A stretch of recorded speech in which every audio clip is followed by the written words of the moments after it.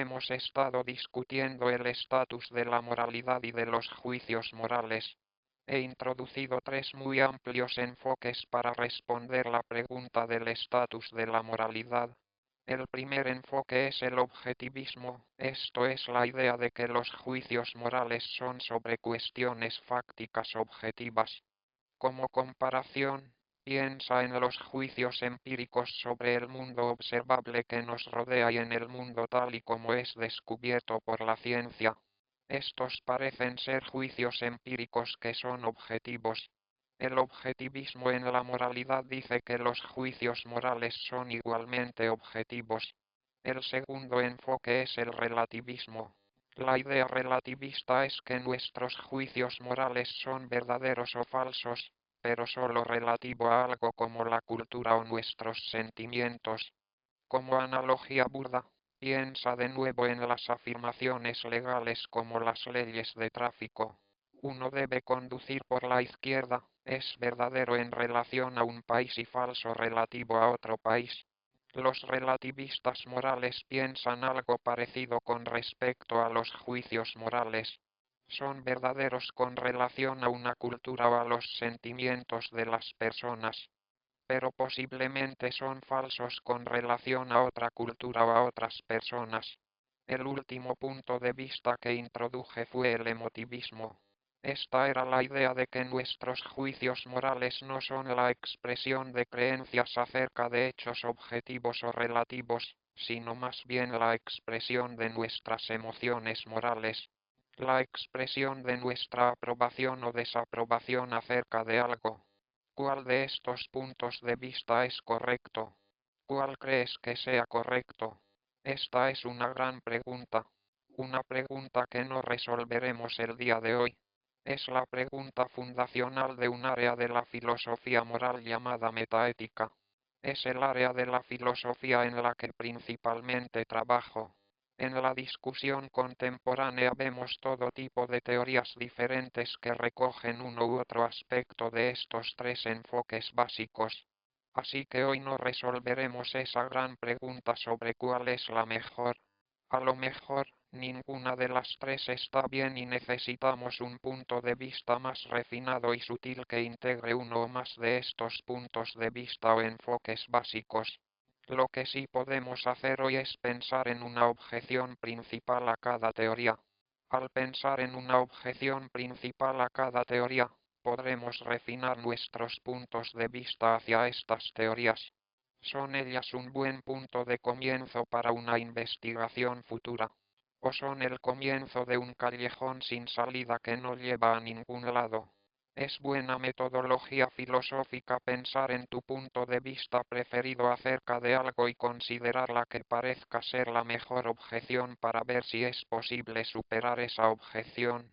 Lo que haré en el resto de la lección será introducir una objeción principal para cada una de estas teorías y pensar un poco si esa objeción socava esa teoría.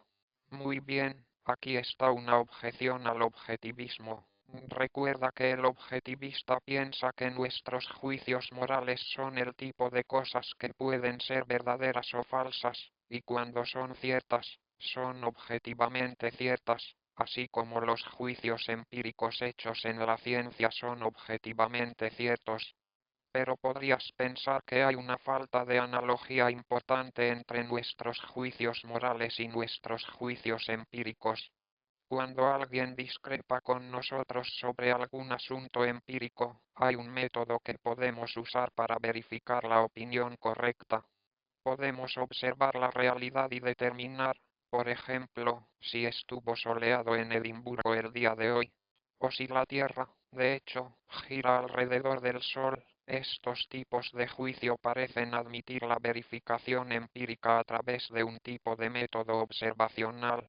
No parece suceder lo mismo en el caso de la moralidad. Con un juicio moral como el genocidio es detestable, o la poligamia es moralmente dudosa si alguien está en desacuerdo contigo, parece difícil saber qué método usaríamos para resolver el asunto. ¿Cómo resolvemos quién tiene la razón en este asunto? No parece que podamos observar el mundo y encontrar los hechos morales así como encontramos los hechos empíricos. Esta falta de analogía básica es el reto para el objetivismo. ¿Pueden los objetivistas explicar esta falta de analogía básica? La segunda objeción de la que quiero hablar se relaciona con el relativismo. Recuerda que el relativista piensa que nuestros juicios morales son ciertos o falsos, pero solo en consideración de la cultura de alguien o de los sentimientos subjetivos individuales de alguien. Si eso es cierto, parece que es difícil hablar del progreso moral. Pensamos que la moralidad humana se hace más moral en ciertos casos. Por ejemplo, en el pasado la gente pensaba que la esclavitud estaba bien. Ahora pensamos que la esclavitud es moralmente detestable. Eso parece ser como un pequeño progreso moral. Pasamos de un punto de vista malo a un punto de vista bueno. Pero si el punto de vista del relativista es correcto, alguien del pasado podría decir, la esclavitud es buena moralmente. Eso podría ser cierto con respecto a esa cultura. Alguien hoy en día diría, la esclavitud es moralmente equivocada. Eso sería cierto relativo a nuestra cultura. Habría una diferencia de opinión, pero no hay un progreso de opinión. Así que el reto básico para el relativista es explicar la posibilidad del progreso moral. La última objeción que quiero discutir es una objeción para el emotivismo. Recuerda que el emotivismo es la idea de que nuestros juicios morales no son creencias sobre cuestiones de hecho, ya sean objetivas o relativas. Son expresiones de nuestras emociones y reacciones emotivas hacia las cosas. Son como decir X a B a J o a la poligamia, o X H U R R a por la caridad. El reto que este punto de vista enfrenta es que a veces razonamos nuestros puntos de vista y opiniones morales. Pero si el emotivismo está en lo correcto, nuestras opiniones son solo reacciones emotivas y no son respuestas razonadas a preguntas sobre la moralidad. Piensa en el ejemplo de el que Edipo se acueste con su madre Yocasta es moralmente malo. Inicialmente podrías pensar que eso es cierto. Luego, razonarías. Bueno, Edipo no sabía que era su madre y, por lo tanto, no era culpable de lo que hizo. Llegas a pensar, bueno, no era moralmente malo. Esa transición que cambia tu mente a través del razonamiento es realmente difícil de explicar para el emotivista, porque el emotivista piensa que los juicios definitivos que haces cuando haces juicios morales son reacciones emotivas y no respuestas razonadas a creencias sobre lo que es la moralidad. El reto básico del emotivismo es explicar cómo es que podemos razonar nuestra moralidad. He discutido los retos para cada uno de los tres enfoques que hemos discutido. El reto para el objetivismo es explicar la diferencia en nuestra metodología para determinar si alguien está bien o mal, y determinar si algún juicio empírico es verdadero o falso. Parece haber una diferencia significativa en eso. La objeción para el relativista es dar coherencia a la posibilidad de progreso moral. Y la objeción al emotivismo es explicar cómo es posible que a veces razonemos nuestras opiniones morales. ¿Pueden estas objeciones ser superadas? Por supuesto. Aquí es donde la filosofía debate varias objeciones y respuestas e intenta desarrollar nuevas teorías. Por ejemplo, los objetivistas pueden argumentar que a veces usamos la observación empírica para determinar qué es bueno o malo.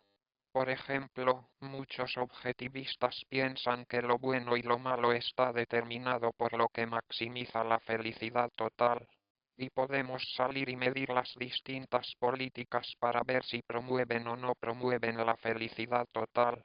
Eso es algo que puedes observar. Alternativamente, el objetivista puede decir, en las matemáticas, creemos que hay una respuesta objetivamente cierta o falsa para muchas preguntas, pero no creemos que la respuesta se pueda observar con los ojos, sino que tenemos la capacidad de la reflexión racional o la intuición para poder encontrar la respuesta objetiva correcta. Estos son dos tipos de respuesta que los objetivistas pueden dar a esa objeción. El problema con el relativista era, por supuesto, que ellos no podían darle sentido al progreso moral. Esa era la acusación. Los relativistas podrían argumentar que las diferentes culturas se empalman. Podamos ver, por ejemplo, la esclavitud en Estados Unidos en el siglo XVIII como parte de nuestra herencia cultural. Podrías ver que esa cultura se empalma con la nuestra y, por lo tanto, hay un desacuerdo moral porque hay una superposición cultural. No son dos culturas radicalmente distintas. Esa es una posible respuesta de los relativistas a la objeción del progreso moral. Finalmente, recuerda que la objeción al emotivismo es que los emotivistas no pueden explicar por qué razonamos nuestra moralidad.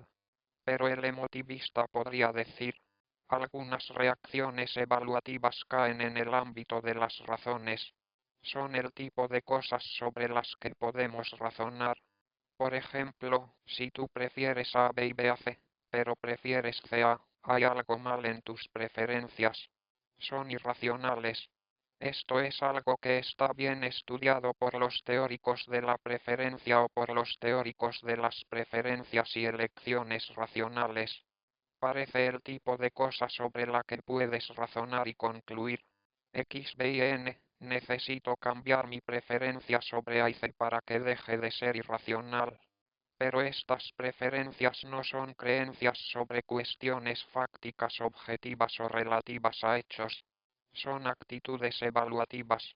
Si piensas en nuestras actitudes morales y en nuestros juicios morales como preferencias, si cuando hacemos afirmaciones morales expresamos cierto tipo de preferencia moral y no una simple reacción emotiva, entonces, tal vez el emotivista o esta versión más refinada del emotivismo podría responder el reto de no poder explicar por qué razonamos nuestras opiniones morales.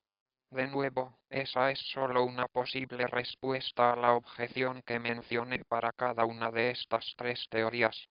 Tendrás que pensar tú mismo si crees que esas respuestas son convincentes o si hay CONTR o BJCIONS que se deriven de esa respuesta. Esta es la metodología de una buena filosofía. Pensar en cómo hemos de refinar nuestras opiniones e intuiciones iniciales a la luz de los tipos de objeciones que la gente con distintos puntos de vista hace de los nuestros para llegar cada vez más cerca al que creemos que es la visión correcta del estatus de la moralidad. Esto es lo que quería hablar contigo el día de hoy. Considerar las tres teorías y considerar también las objeciones. Ha sido un placer hablarte sobre el estatus de la moralidad. Estas lecciones han sido gratuitas y abiertas al público y me preguntaba si pudiera pedirte un favor. Mi organización de beneficencia favorita se llama Partners in Health. Ellos hacen un trabajo sorprendente en salud pública y atención médica en lugares como Ruanda, Milaud y México. Si quieres darle una pequeña propina a esta lección, puedes hacer clic en el vínculo siguiente, www.pih.org para dar una pequeña donación a Partners in Health. Realmente lo agradeceré. Gracias. Traducido por Frank Gaona.